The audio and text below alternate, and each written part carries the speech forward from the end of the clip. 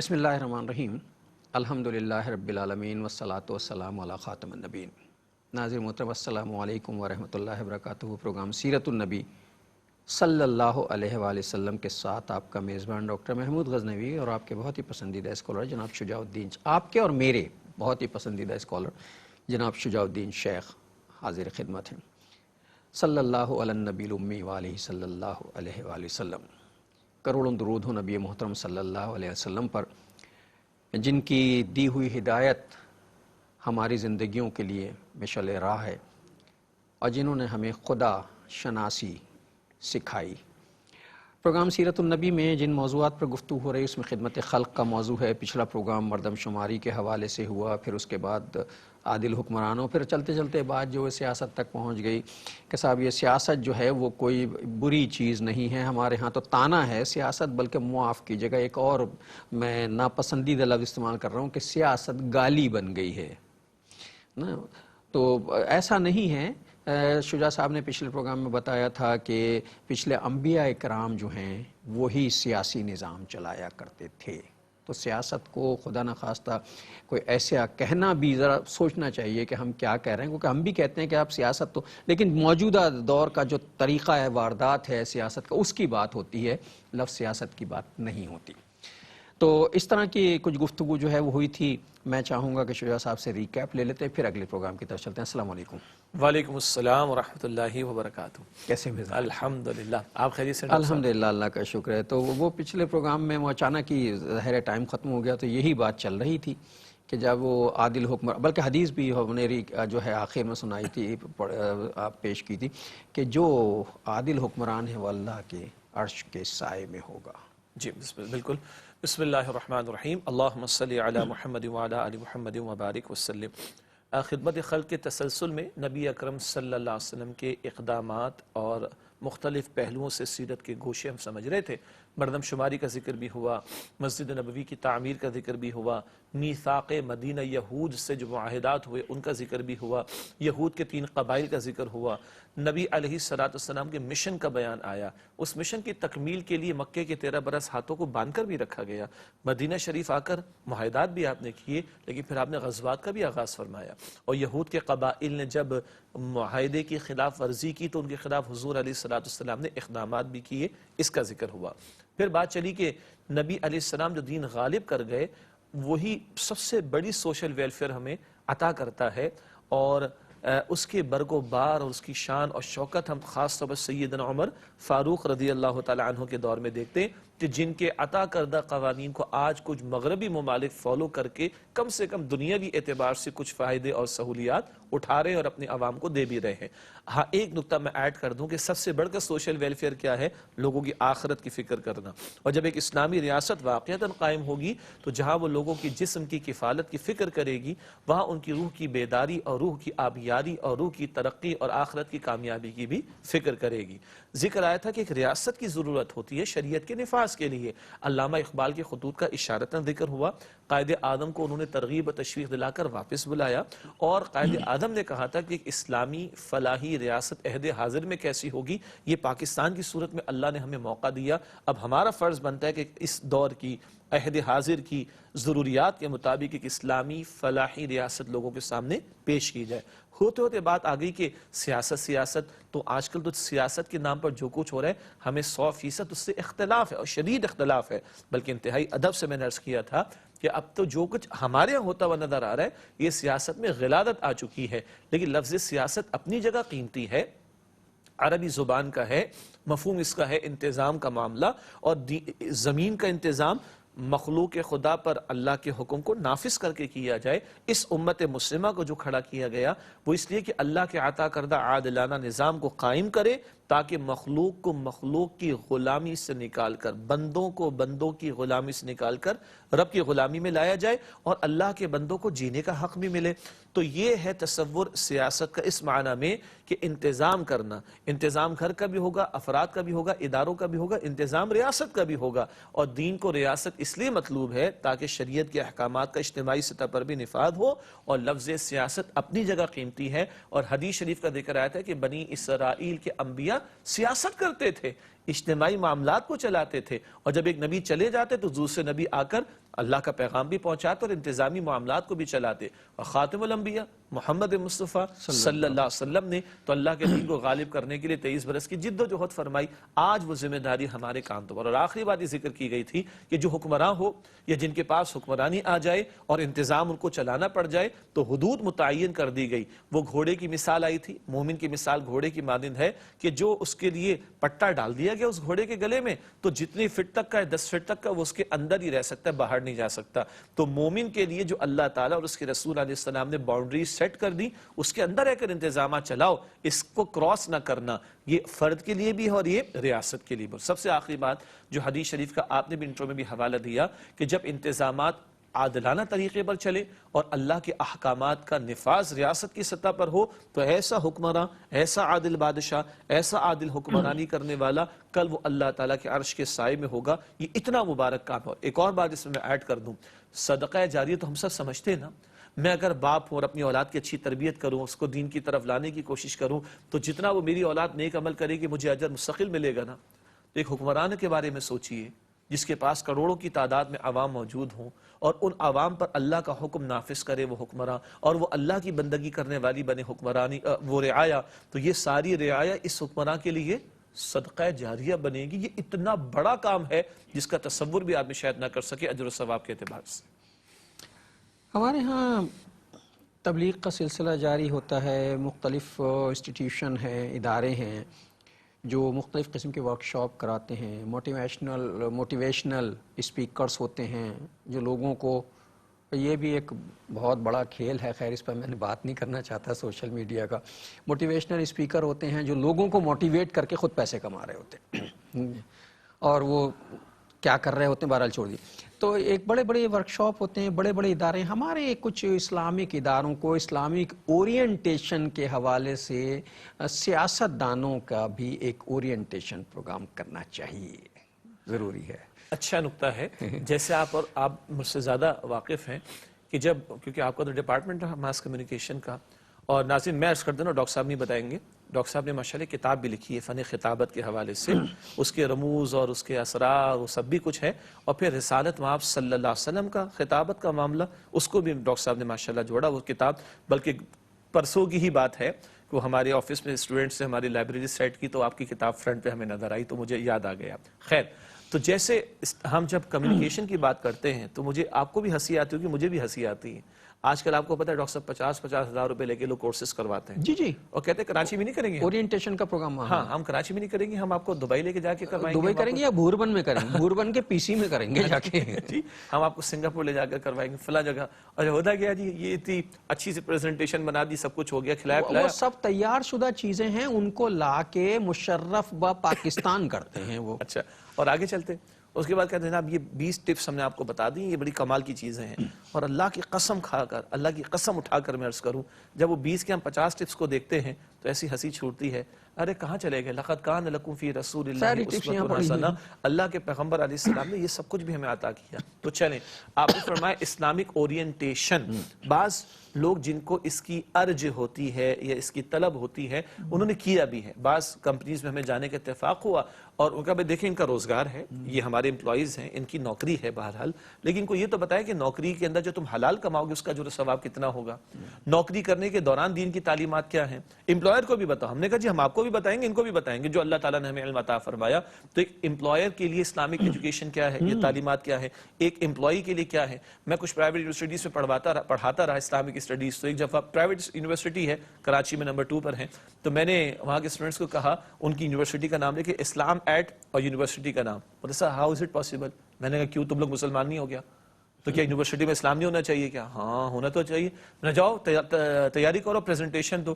اب جو ماشاءاللہ اسٹوڈنٹس سے ظاہری بات ہے, بچے ماشاءاللہ ہمارے آج کل بڑے بہت ٹیلنٹڈ ہیں, ان کے ٹیلنٹ کو استعمال کرنا ہمیں نہیں آتا. تو ان کو خود ہنسی آئی کہ سر اچھا کلاس روم میں بھی اسلام آئے گا, اسٹوڈنٹ کا کیسا معاملہ ہونا چاہیے, ٹیچر کا کیسا معاملہ ہونا چاہیے, کلاس روم میں اسٹوڈنٹس کا آپس میں معاملہ کیسا ہونا چاہیے, کلاس کے انوائرمنٹ کو کیسا ہونا چاہیے, اس کی صفائی ستھرائی کا معاملہ کیسا ہونا چاہیے, پنکچویلٹی کا معاملہ، میں نے کہا سمجھ آئی جی، سمجھ میں آئی. اچھا جی، اب آپ کا سیکریٹریٹ بھی ہے یونیورسٹی کا، اس کے معاملہ کیسے ہونے چاہیے، آپ کے کوریڈورز کا معاملہ کیسا ہونا چاہیے، آپ کے کیمپس میں مسجد ہے اس کا معاملہ کیسا ہونا چاہیے، آڈیٹوریم اس کا معاملہ، گنتے چلے جائیے. اتنا لطف آیا اس کے اندر.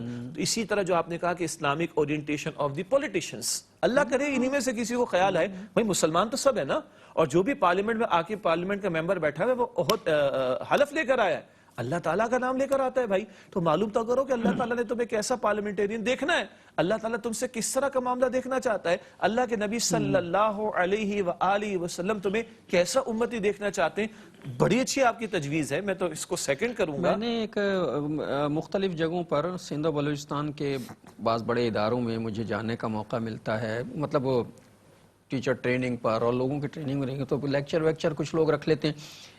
تو ایک مطلب مجھے جو موضوع دیا گیا وہ یہ دیا گیا کہ ٹیچرز اینڈ کیریکٹر بلڈنگ، یعنی کردار سازی میں role of teachers in character building, کہ کردار سازی میں یا شخصیت سازی میں استاد کا رول کیا ہونا چاہیے.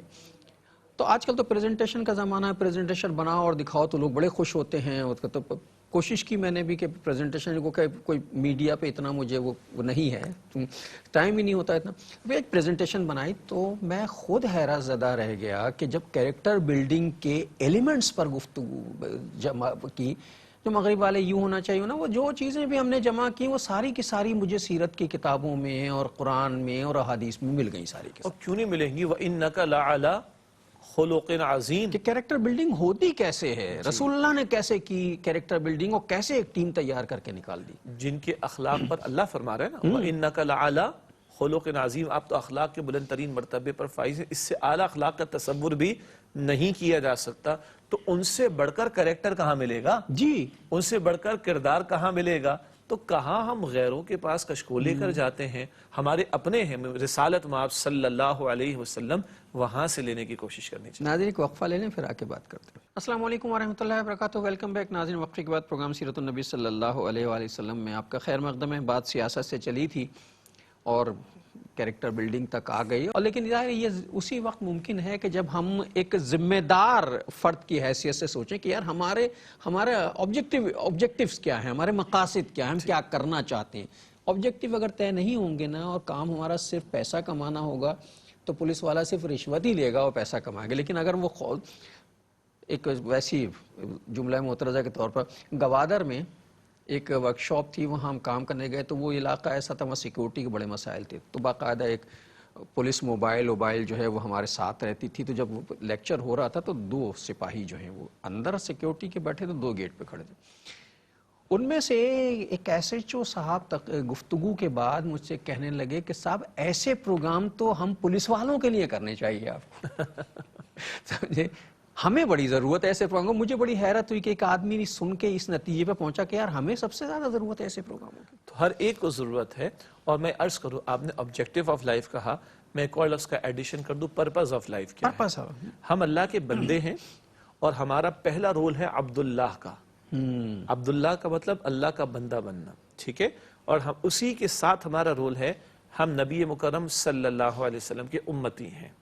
اگر یہ کلیئرٹی رہے میں اللہ کا بندہ ہوں اور میں نبی اکرم علیہ السلام کا نمائندہ اور ان کا امتی ہوں، تو اب اس کا ریفلیکشن زندگی کے ہر گوشے میں آنا چاہیے. اگر میں ایک باپ ہوں تو مجھے مسلمان اور امتی باپ بننا ہے. میں اگر ایک شوہر ہوں تو مسلمان امتی اور مسلمان امتی شوہر بننا ہے. اگر میں ایک تاجر ہوں تو مسلمان امتی تاجر. اگر میں ایک سپہ سالار ہوں تو مسلمان امتی سپہ سالار. اگر میں ایک جج ہوں تو مسلمان امتی جج. اگر میں ایک معلم ہوں تو مسلمان امتی معلم. اگر میں حکمراں ہوں تو مسلمان امتی حکمراں مجھے بننا ہے. تو یہ ریفلیکشن زندگی کے ہر واک آف لائف میں آئے گا، زندگی کے ہر گوشے میں آئے گا. پرائمریلی اگر مجھے کلیئر رہے کہ میں اولاً اللہ کا بندہ اور نبی صلی اللہ علیہ وسلم کا امتی اور ان کا نمائندہ ہوں، تو زندگی کے ہر گوشے میں اس کی ریفلیکشن آنی چاہیے. Islam is not a part time job. امتی ہونا پارٹ ٹائم امتی ہونا نہیں کہ بس 5 وقتہ نماز میں 1.5 گھنٹہ لگا دیا تو امتی ہونے کا اور بندے ہونے کے تقاضے پورے ہو گئے، باقی 22.5 گھنٹے میں جو چاہوں سو کروں. نہ ایسا نہیں ہو سکتا. تو میں جس گوشے میں ہوں میں زندگی کے جس رول میں ہوں، میرا پرائمری رول اگر مجھے کلیئر ہوگا کہ میں اللہ کا بندہ اور نبی علیہ السلام کا امتی ہوں اور ان کا نمائندہ ہوں، تو یہ چیزیں سیٹل ڈاؤن ہوتی چلی جائیں گی انشاءاللہ۔ اصل اس ساری گفتگو کا لب لباب یہ ہے جو میں ایک نقطے میں بیان کرنا چاہتا ہوں کہ یہ طے کر لیجئے کہ ہمارا فلسفہ حیات کیا ہے، جی، مقصد حیات کیا ہے۔ فلسفہ حیات کا تعلق ہمارے تصور الہ سے ہوتا ہے۔ میرے زندگی کی اس تمام ایکٹیویٹی جو اس بات سے جڑی ہوئی ہیں کہ میں الہ کس کو مانتا ہوں، یعنی خدا کس کو مانتا ہوں۔ مسلمان کا تصور الہ جو ہے وہ وحدہ لا شریک ہے، رقیب ہے جو نگرانی کر رہا ہے، وہ ہے جس کی طرف لوٹ جانا ہے، وہ ہے جو سمیع و بصیر ہے، وہ ہے جو ظاہر و باطن پہ کڑی نظر ہے، وہ ہے جو وسواس کو بھی سمجھ لیتا ہے، اور جس کی طرف ثم یمیتکم ثم یحییکم ثم الیہ ترجعون۔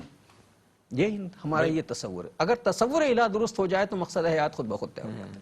ثم یمیتکم، پھر وہ اللہ تمہیں موت دے گا، ثم یحییکم، پھر وہ تمہیں زندگی عطا کرے گا، ثم الیہ ترجعون، پھر تم اللہ کی طرف لوٹائے جاؤ یہ گے۔ ہے تصور تو آخرت۔ بے مقصد نہیں پیدا کیے گئے، با مقصد پیدا کیے گئے، رہنا ادھر ہے، جانا ادھر ہے، انا للہ و انا الیہ راجعون، ادھر رہ کر ادھر کی تیاری کرنی ہے۔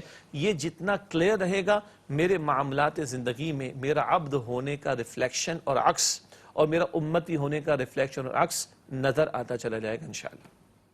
تو یہ جناب بس بات نکلی تھی ایسے ہی، تو سوچا کہ چونکہ ہم پروگرام تو کرتے نہیں، آپ کے ساتھ بیٹھ کے ڈسکشن کرتے ہیں اور چاہتے ہیں کہ بہت سی چیزیں جو ہمارے ذہن میں وہ آپ تک پہنچ جائیں۔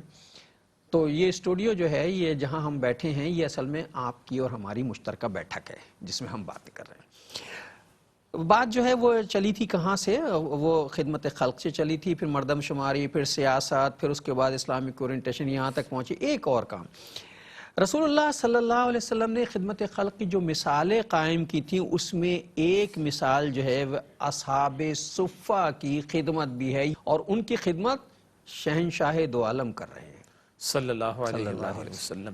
اصحاب صفہ پر آنے سے قبل غالباً آپ نے انٹرو میں ایک بات شاید کہی تھی، میں چاہتا ہوں اس کو بھی ہائی لائٹ کر دیا جائے کہ جب شہر بڑے ہونے لگے۔ ہاں، حدیث کا مفہوم بیان کیا تھا۔ پوری حدیث مجھے 100% تو یاد نہیں ہے، تو میں احتیاطاً کہتا ہوں بھائی حدیث کا جی، مفہوم۔ حدیث کا مفہوم یہ بنتا ہے کہ جب شہر بڑے ہونے لگے تو نئے شہر آباد کرو۔ جب شہر بڑے ہونے لگیں تو نئے شہر آباد کرو۔ جتنا انتظامی یونٹ چھوٹا ہوگا اس کو مینج کرنا اتنا آسان ہو جائے گا۔ آئی ریپیٹ اگین، ایک انتظامی یونٹ جتنا چھوٹا ہوگا ایگزیکٹلی، اس کو مینٹین کر رکھنا، اس کی پروٹیکشن کرنا، اس کی کوالٹی کو مینٹین رکھنا، برقرار رکھنا، اور اس کی نگرانی کرنا آسان نگرانی کرنا بہت آسان ہوگا، ہمیں ہر چیز کا پتہ ہوگا۔ جی۔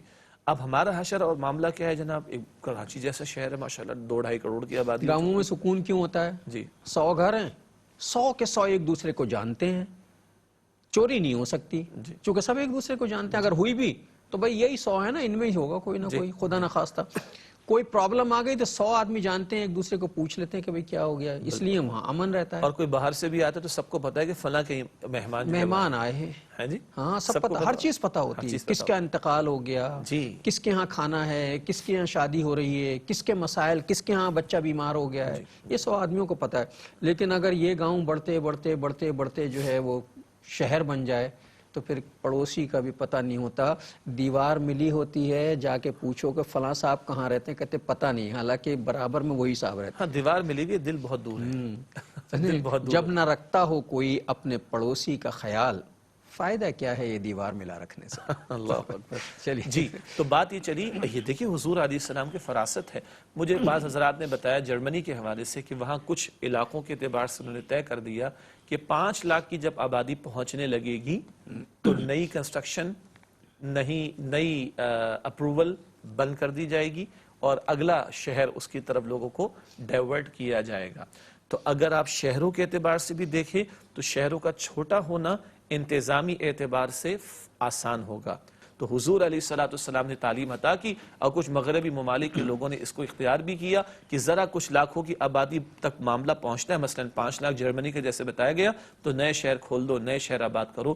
یہ حضور علیہ السلام کی بڑی قیمتی تعلیم ہے انتظامی معاملات کے اعتبار سے، اور یہ بھی خدمت خلق ہے نا، اس معنی میں کہ لوگوں کو فیسیلیٹیٹ کرنا، پروٹیکٹ کرنا، انتظام ان کا کرنا آسان ہو جائے گا۔ اور ایسا ہی نہیں، رسول اللہ صلی اللہ علیہ وسلم کہاں کہاں مطلب اب ہم ذکر کریں گے، یہ تو جناب وہ شہروں کے حوالے سے یہ سارے انتظامی معاملات ہیں، ڈیولپمنٹ کے معاملات ہیں، ٹاؤن پلاننگ تک کی ہدایتیں جو ہیں وہ رسول اللہ کے یہاں ملتی ہیں۔ تمہیں گھر کیسا بنانا ہے، کتنا اونچا بنانا ہے، کسی کے گھر کا کی ہوا نہیں رکنی چاہیے، جی، گھروں کے درمیان دروگاہ میں اتنے فاصلہ، ہاتھ کا فاصلہ ہونا چاہیے، ایک بات۔ ٹاؤن پلاننگ ہے یہ۔ جی، اسی طرح باغات کی طرف حضور نے توجہ دلائی، دوسری بات۔ تیسری بات، سیدنا عمر کا دور تھا رضی اللہ عنہ، کوئی بھٹی وغیرہ کا کام کرنے والا تو اس کو مدینہ کی آبادی سے باہر کی طرف آپ نے ڈائیورٹ کیا، جی، کیونکہ وہ آلودگی اور اس طرح کے معاملات۔ تو یہ اللہ کے رسول علیہ السلام نے اشارے عطا کیے، سیدنا عمر رضی اللہ تعالی عنہ نے عملاً اس کی طرف مزید پیش قدمی فرمائی، اور آج ہم دنیا کے اندر جو کچھ دیکھ رہے ہیں، اللہ کے نبی صلی اللہ علیہ وسلم اس کی تعلیم ہمیں عطا کر کے گئے ہیں۔ تو یہ جو ہے وہ ٹاؤن پلاننگ کے حوالے سے اور ریاست کے یونٹس بنانے کے حوالے سے رسول اللہ کی تعلیمات ہیں۔ آج ہمارے ہاں جو بدامنی ہے، جو مطلب بے چینی ہے، جو چوری چکاری ہے، جو جرائم کا ریشو ہے، اس کی بنیادی وجہ جو مسائل ہیں، پانی نہیں ہے صاحب، وہ گیس نہیں پوری ہوتی ہے، بجلی نہیں ملتی ہے، اور صاحب وہ ٹریفک کا نظام خراب ہو گیا ہے، اور جرائم قابو نہیں ہوئے، مجرم ملتا نہیں ملے گا مجرم، اگر اتنا بڑا کروڑوں کا شہر ہوگا تو نہیں ملے گا مجرم۔ تو رسول اللہ کی ہدایت سے ہم جو روگردانی اختیار کرتے ہیں، ہم اپنے مسائل میں اضافہ کرتے ہیں۔ تو ہم زندگی کے کس معاملے کو نظر انداز کریں گے کہ جہاں رسول اللہ نے ہمیں ہدایت نہیں دی؟ تو یہی بات ہو رہی تھی۔ پھر خدمت کے حوالے سے بات ہوئی تو میں نے بات کی تھی اصحاب صفہ کے حوالے سے۔ اصحاب صفہ کی خدمت رسول اللہ فرماتے تھے، بلکہ ایک بڑا ہم واقعہ ڈسکس کر چکے ہیں کہ جب مال غنیمت زیادہ آیا تو زوجہ محترمہ جو ہیں وہ زوجہ محترمہ کیا کہا، ہمیں بھی ایک کنیز عطا کرا دیں، آپ نے ریفیوز کر دیا۔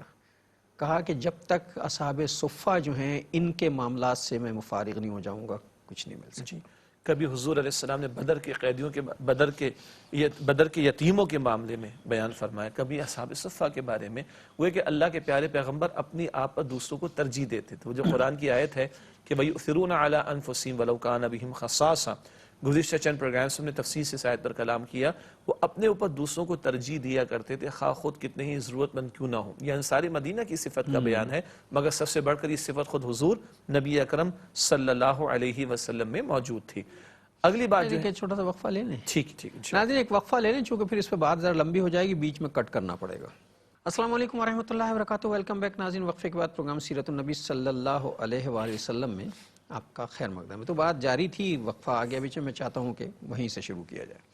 اصحاب صفہ کے تعلق سے کلام شروع کر رہے تھے، تو یہ وہ حضرات ہیں کہ جو ظاہری اعتبار سے مالی طور پر بڑے کمزور بھی تھے، البتہ انہوں نے ان میں سے بہت سے نے اپنے آپ کو دین کے لیے وقف کرنا بھی چاہا، تو نبی مکرم صلی اللہ علیہ وسلم ان سے بڑی محبت فرماتے، اور مسجد نبوی ہی میں جہاں آج نبی مکرم صلی اللہ علیہ وسلم آرام فرما رہے ہیں، وہیں ساتھ چبوترا بھی معروف ہے، اصحاب صفہ کا چبوترا۔ لیکن کیسے یہ لوگ تھے؟ نمبر ایک، انہوں نے اپنے آپ کو وقف کیا تھا دین کی محنت کے لیے، سیکھنے کے لیے اور اس کی دعوت و تبلیغ کے کام کے لیے۔ چنانچہ انہی اصحاب صفہ میں سے وہ لوگ بھی ہوتے جو نبی علیہ السلام سے مستقل سیکھتے، اور انہی میں سے داعیان اور مبلغین نبی اکرم صلی اللہ علیہ وسلم نے روانہ بھی کیے۔ ایک طرف ان کا حال یہ بھی ہوتا کہ کئی مرتبہ فاقوں سے بھی ان کو گزرنا پڑتا، مگر یہ سب کچھ برداشت کرتے، تو دوسری طرف ان میں اللہ کے نبی صلی اللہ علیہ وسلم نے خودداری بھی پیدا فرمائی کہ یہ دوسروں پر بوجھ نہیں بننا چاہتے تھے، تو کبھی کبھی کوئی لکڑی کاٹ کر لے کر آ گیا، کوئی اور تھوڑی سی محنت کر کر آ گیا، خودداری کا بھی معاملہ تھا۔ اور کبھی یہ ہوتا کہ اللہ کے پیارے نبی علیہ السلام کسی کے حوالے کرتے، کسی کے ذریعے سے ان کی مدد کرنے کی کوشش کرتے تاکہ ان کی حاجات بھی پوری ہوں، اور یہ جو علم کے سیکھنے کے لیے، علم دین کے سیکھنے کے لیے اپنے آپ کو وقف کیے بیٹھیں، اس میں بھی ان کی ترقی ہو، اور کل یہ دین کی دعوت کا اور تبلیغ کا عمل بھی آگے بڑھا سکیں۔ اور بعض اوقات ایک ایک وقت میں 80 اصحاب صفہ بھی موجود رہے ہیں، اور اللہ کے پیارے نبی ان کا بڑا خیال فرماتے صلی اللہ علیہ وسلم۔ اور مشہور واقعہ جو مجھے یاد آ رہا ہے کہ ایک مرتبہ حضور کا معجزہ بھی ہے اس تعلق سے کہ وہ دودھ کا گلاس ایک آیا ہے اور ابو ہریرہ رضی اللہ تعالی عنہ نے پیش کیا ہے، مگر اللہ کے پیارے رسول علیہ السلام نے اصحاب صفہ کو پہلے پیش کیا ہے، اور روایت میں ذکر آتا ہے تقریباً کل 72 لوگوں نے ایک ہی دودھ کے گلاس میں سے استفادہ کیا، اور آخری کون تھے؟ رسول اللہ صلی اللہ رسول پاک صلی اللہ علیہ وسلم. یہ حضور کا ایثار بھی آپ دیکھیے اور یہ حضور کی برکت بھی دیکھیے, حضور کا معجزہ بھی دیکھیے, اور اصحاب صفہ کے تعلق سے ان کا خیال رکھنا بھی کہیے. یہ سارا بھی خدمت خلق کا پہلو ہمیں حضور کی سیرت میں نظر آتا ہے. یہ وہ لوگ ہیں جو دین کی خدمت کے لیے کام کر رہے ہیں, دین کے لیے اپنے آپ کو وقف کر چکے ہیں. ان کے کپڑے بھی پھٹے ہوئے ہیں, انہیں کوئی فکر نہیں ہے کہ یہ کس حال میں ہیں. صدقات آ جاتے ہیں, رسول اللہ ان کو پیش کروا دیتے ہیں. کھانا آتا ہے وہ یہ کھا لیتے ہیں. یہ اللہ کے دین کے لیے بڑے لوگ ہیں. مطلب ہم تو آج یہ سمجھتے ہیں نا, جو مدرسوں میں پڑھنے والے بچے ہیں, دارالعلوموں میں پڑھنے والے, ہم ان کا صرف ایک ہی کام سمجھتے ہیں کہ یہ مولوی بننے جا رہا ہے. اس کا کام اتنا ہے کہ گھر میں ابا کی برسی ہو تو 50 بچے بلوا کے گھر میں قرآن خوانی کروا لیں. ہم اتنی عزت دیتے ہیں بس انہیں کہ قرآن خوانی کروا لیں ان سے. حالانکہ یہی وہ لوگ ہیں جو بڑے ہو کر دین کی تعلیم کی ترویج کا ذریعہ بنیں گے, دین پھیلانے کا. انہیں عزت دینا ضروری ہے.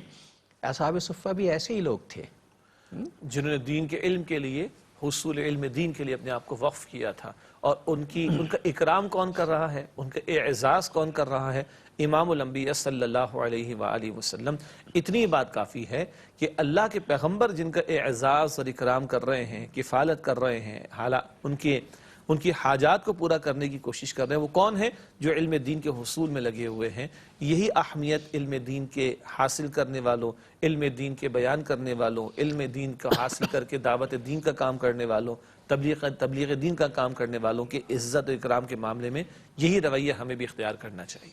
اچھا, یہ جو بھی شجاع صاحب نے فرمایا نا کہ اصحاب صفہ بعض اوقات ان کی تعداد 80 ہو جاتی ہے. ایک چبوترا ہے, وہ چبوترا جو حضرات گئے ہیں مدینہ منورہ, جنہیں جانے کی عزت حاصل ہوئی ہے رسول اللہ کے روضے پر سلام پیش کر, انہوں نے وہ چبوترا دیکھا بھی ہوگا. ایک چھوٹا سا چبوترا, کوئی بہت زیادہ چوڑا بھی نہیں ہے, بہت زیادہ لمبا بھی نہیں ہے. وہ چبوترا 80 صحابہ کرام جو وہاں موجود ہوتے تھے.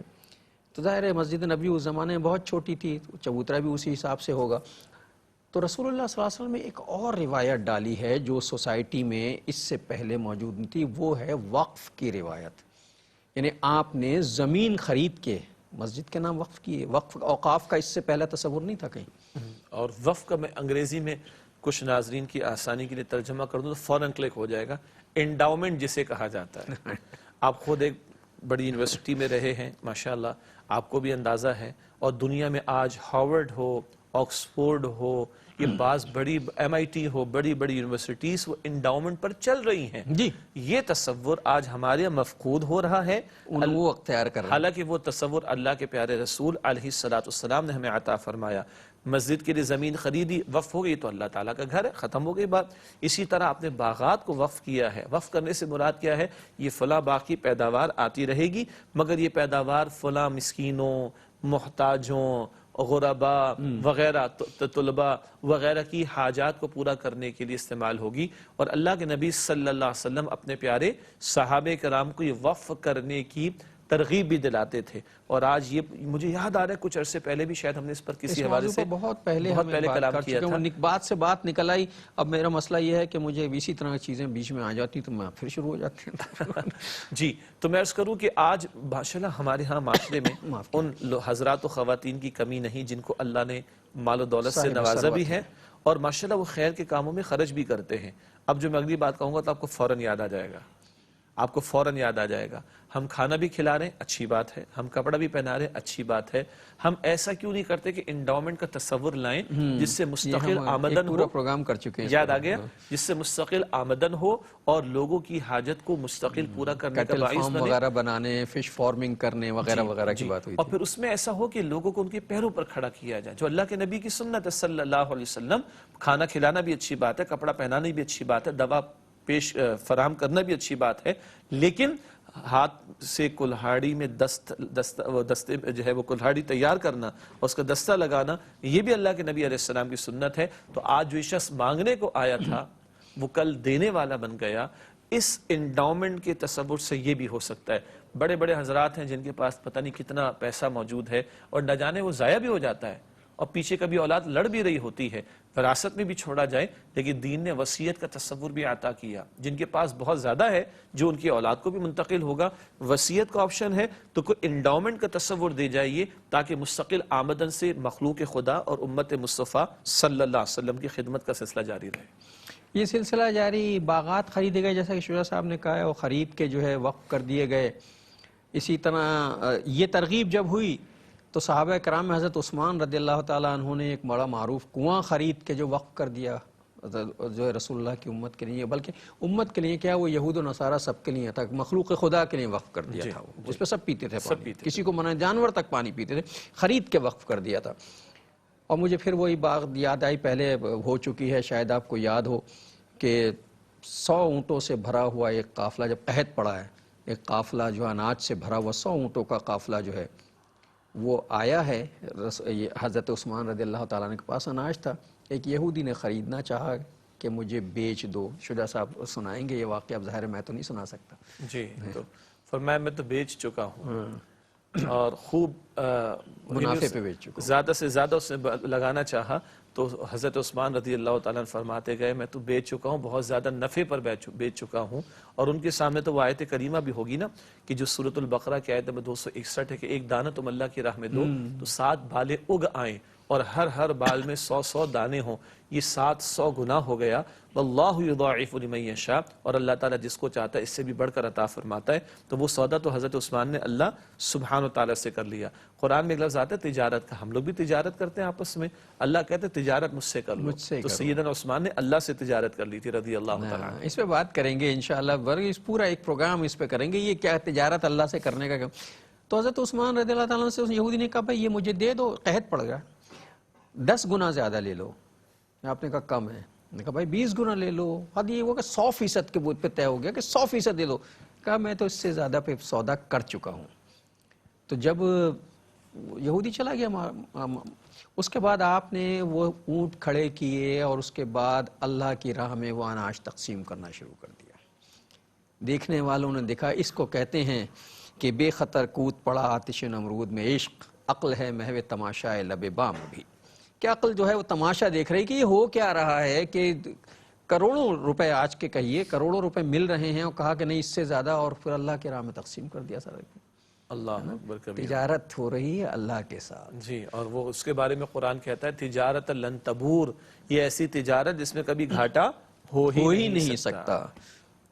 پھر خدمت خلق کی کیا کیا مثالیں جو ہیں آپ کے صحابی ہیں، حضرت سلمان فارسی رضی اللہ تعالیٰ عنہ کسی یہودی کے غلام ہیں اور اس نے شرائط رکھ دی ہیں، تو رسول اللہ صلی اللہ علیہ وسلم کی خدمت کا ایک فرد کے لیے خدمت خلق کی کیا مثال ہے؟ جی، اور شرائط ایسی ہیں کہ خوب مال کا تقاضا ممکن نہیں ہے، ہاں ممکنات میں سے نہیں ہے، لیکن بات وہی ہے کہ اللہ کے پیغمبر علیہ اچھا یہ سلمان فارسی کون ہے یہ بھی اندازہ کریں، یہ فارس سے آئے ہیں، فارس سے آئے ہیں جی، اور آتش پرست خاندان سے، قبیلے سے تعلق رکھتے اور ہیں، مختلف، لیکن دل سلیم الفطرت انسان کا دل تھا، تلاش میں نکلے ہیں، تلاش میں نکلے ہیں، جستجو میں نکلے ہیں، تڑپ میں نکلے ہیں، اور کسی آخری راہب نے کہا کہ کھجوروں والی زمین میں جاؤ، وہاں آخری رسول کا ظہور ہونے والا ہے، اور یہ نبی مکرم صلی اللہ علیہ وسلم کے پاس پہنچ گئے ہیں۔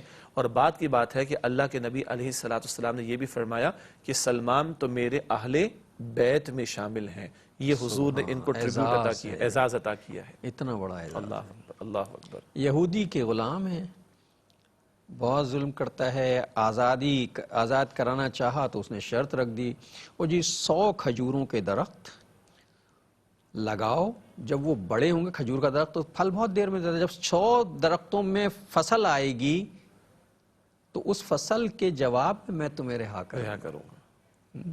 اب کیسے ممکن 100 درخت لگائے جائیں کھجور کے، پھر اس کی فصل کا انتظار تب رہا کریں گے جب تک تو حضرت سلمان کی حیات بھی ختم ہو چکی ہوگی، اللہ اکبر، سمجھے، عمر ہی ختم ہو چکی ہوگی۔